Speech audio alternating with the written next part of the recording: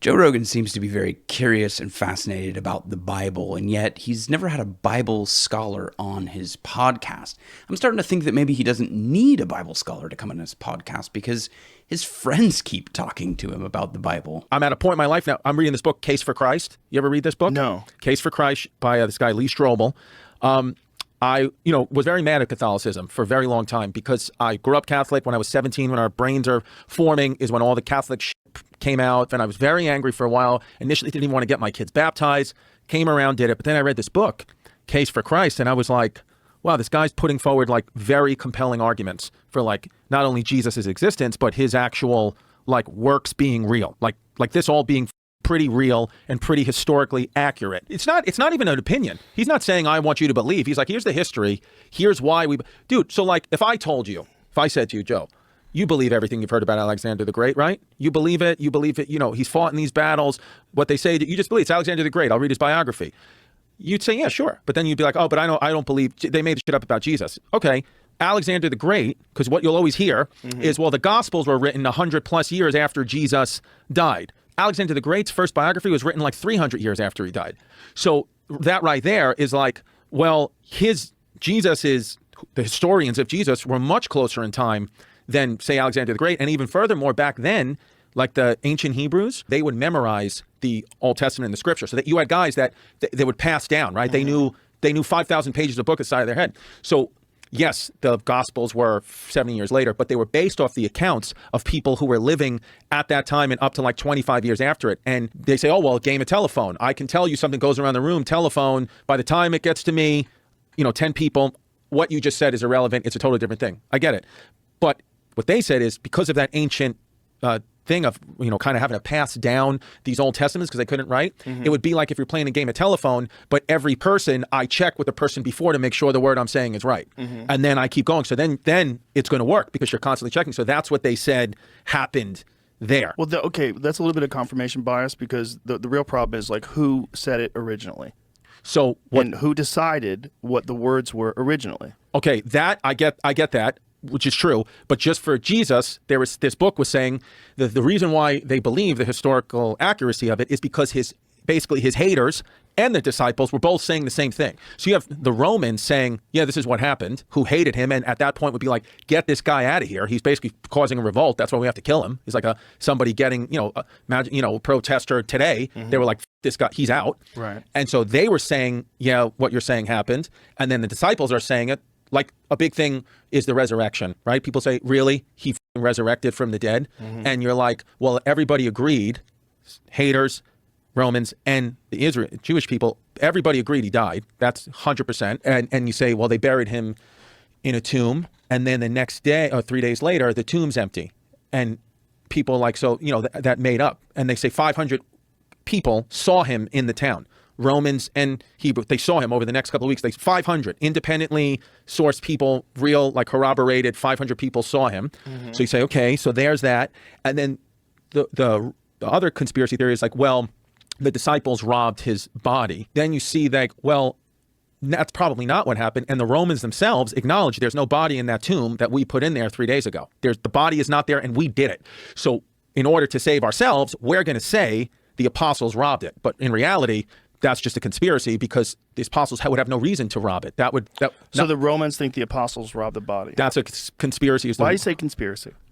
Well, you're saying a conspiracy to diminish the story. No. I meant conspiracy in the sense of that's what people say as a reason why the. Do the Romans say that? The Romans have said that. The Romans said that back then, and then I guess conspiracy is the wrong word because I'm not like it's one story, one explanation. I'll say. And so in this clip, they're kind of going over the eyewitness testimony. And the interesting thing about the person of Jesus and the stories, the Gospels about Jesus, is that the emptiness of the tomb is verified not just by his followers, but by his opponents.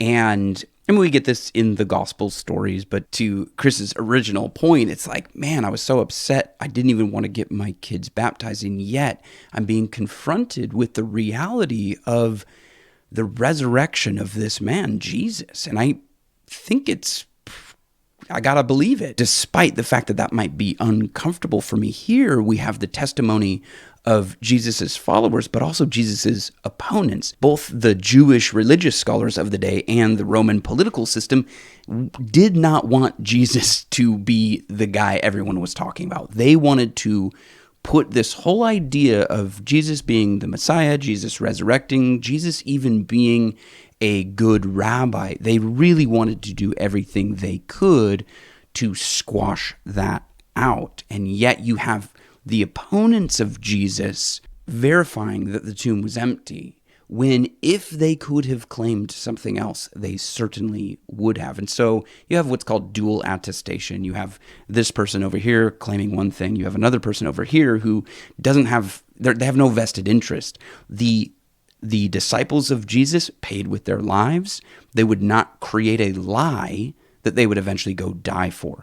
People die for things they believe to be true, even if those things are lies. You can think of suicide bombers or something like that. They've been convinced that this thing is true, even if it just so happens to be a lie.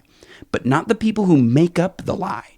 If the apostles had made up this lie, they were given opportunities to recant and save themselves, but they didn't. They were wholeheartedly convinced that they had come into contact with the resurrected Jesus. And so you have the sort of the verification of the empty tomb, and you have the rest of history, 2,000 years of history, trying to explain what actually happened. And to Joe's next point here, what is the best explanation for what we are seeing? I'd like to hear your thoughts on this too. But if you looked at it like, what's the most logical explanation? Is the most logical explanation that a dead guy came back to life, or the most logical explanation that someone took his body? Because that's what the Romans said.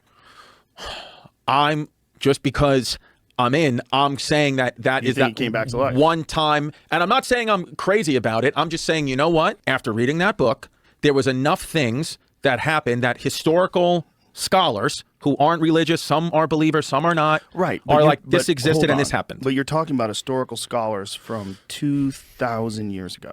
Right. And their knowledge of science and biology and life and the universe itself was extremely limited. Right. And so their entire fundamentals, like everything they believed in, was based on mythology. Everything was based on gods and demons and. Okay, so then what about this? All right, fine. What if the Romans? Okay, they made it up, right? I'm sorry. I mean, the Romans are correct. The disciples took the body, who everyone agreed was dead. What about the 500 people that saw him in the town over the next 6 weeks? Did you talk to those people? No. So who knows don't what speak they Hebrew. believed, but who knows what they actually believed?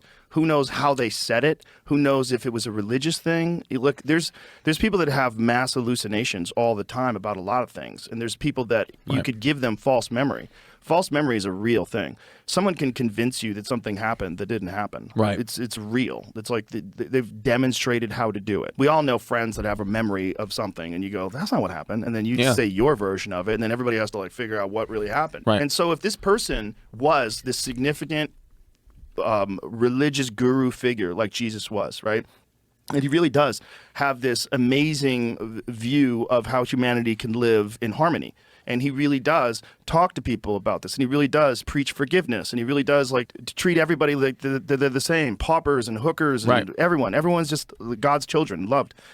When that guy's gone, you're going to miss him, man. You're going to miss him bad. And if you really do have a fundamental view of reality that's based entirely on myth, and you have connected this guy to the Son of Christ, or the Son of God, rather, this figure that is brought here to save us, and the Romans took him from us and killed him, and now he died for our sins, and the whole thing. Right. If you have that in your head, and then someone says, I saw him, like, I saw him too. Right. Like, people see the Virgin Mary in a fucking grilled cheese sandwich. People see things. Yeah. It doesn't mean those things aren't there.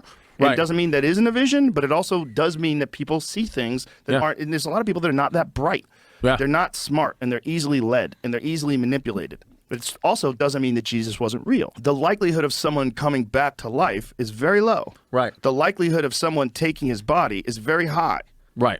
So if you use like Occam's razor, the simplest solution, Right. The simplest answer is probably what you're searching for. It's probably that someone took the body. I love conversations like this. So if you're hanging out with me, thanks for being here again. Love to hear your comments on this. But what is the best explanation? And one other point that I don't want to get lost in this conversation is that Joe is sort of pulling from some chronological snobbery here, which he doesn't usually do. He says that these scholars were 2,000 years ago and they didn't have a good understanding of things. They just used myths and yada, yada, yada. When you hear him talk to somebody like Graham Hancock or Randall Carlson about the just ancient civilizations and what they were capable of and how smart those people were, he doesn't have the chronological snobbery, but he does when it comes to this conversation about the Bible. And so that's unfortunate, but it's also not that it was scholars 2,000 years ago. It's 2,000 years of scholars. It's 2,000 years of debate. It's 2,000 years of having this conversation in a public forum where people have been trying to debunk Christianity and the claims of the resurrection of Jesus for 2,000 years. And yet here we are. Christianity continues to grow. Civilizations continue to crumble.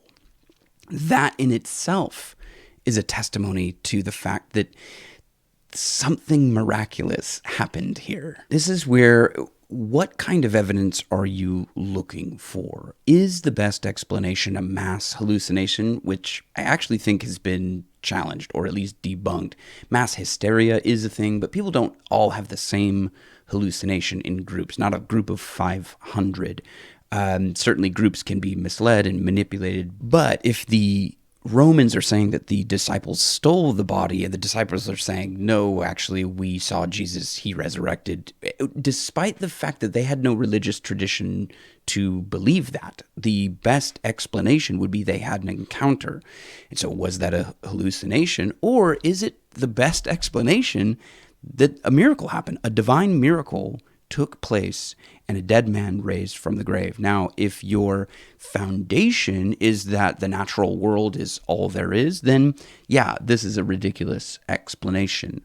But it's the foolish things of the world that confound the wise, isn't it? The resurrection is foolishness to some people.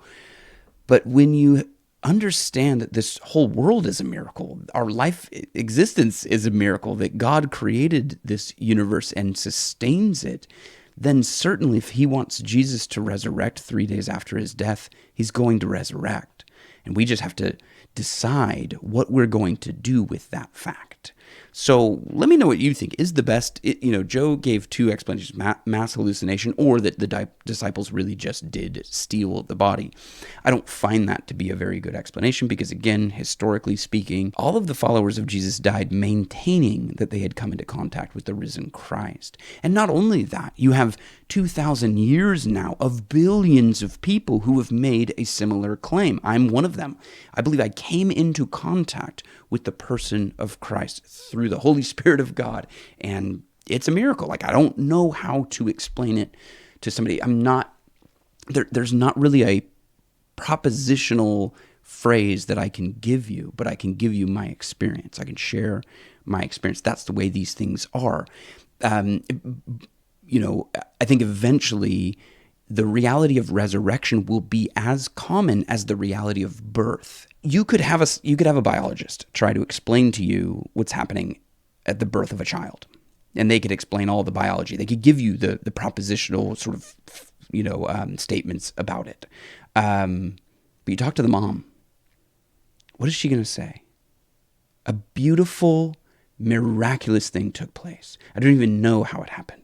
I mean, to some degree, science hasn't even really given us a full explanation of what's going on there. As a child grows in the womb of a mom and then is born, I mean, that process is fascinating.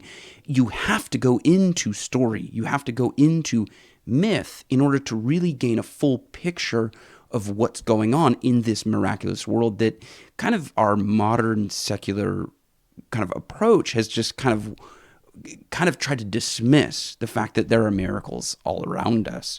And so, of course, the followers of Jesus told the story of Jesus. They didn't give us propositional theology. They didn't give us just the facts. They gave us a story. And the idea that myth somehow is a reason to distrust or dismiss that story, I find to be a silly one, because myths certainly do tell us truth. They, in fact, sometimes can tell us a more profound truth than just the facts of the matter. And I do think that the New Testament in particular, I do think the whole Bible is giving us facts. It's telling us truth about God. But it's not relying on those facts the way maybe a modern secular approach would kind of just say, well, give me sort of the brute facts of the thing. The brute facts can only tell us something about what happened, like the woman giving birth. We could have a biology lesson on that, or we could mythologize it, or in a sense, tell the story of it, where we incorporate the facts, but we tell a much more compelling picture.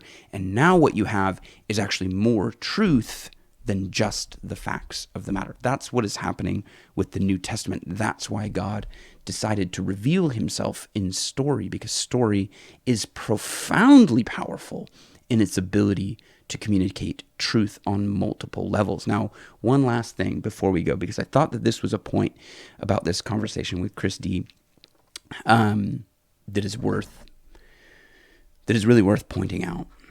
Now, this is actually one of the reasons why I wanted to highlight this conversation, because again, I sort of set this up at the beginning. Joe is not having a conversation with a Bible scholar. He's consistently wrapped into these conversations about the Bible with just normal people, and I think that there's a reason for that. I actually think God is up to something when it comes to this, because it says, and we talked about this with the resurrection, but it is God has chosen the foolish things of this world to shame the wise, and God has chosen the weak things of this world to shame the things which are strong. And it's the presentation of someone like Chris D, who is not a Bible scholar, who's just talking from his experience. And he's just sharing, like, I just read this book, man. I'm not like super like educated on this subject, but maybe, just maybe, that's exactly how we need to hear this presentation, even though as a Christian person who maybe could have filled in some of the gaps there, I listened to the conversation. I'm a little bit frustrated that maybe it could have been better or something, but no, God uses the foolish things of this world to confound the wise. Just like the cross appears foolishness, the resurrection appears like a silly explanation. Exactly. That's why nobody would have invented it, and nobody would have died to defend it. So if you're still hanging out with me at this point, thank you for being here. Share this with a friend if you think that it would benefit them and allow the two of you to engage in more meaningful dialogue on this subject, which I do think is the most important thing we can be talking about right now. So I'll catch you in the next one.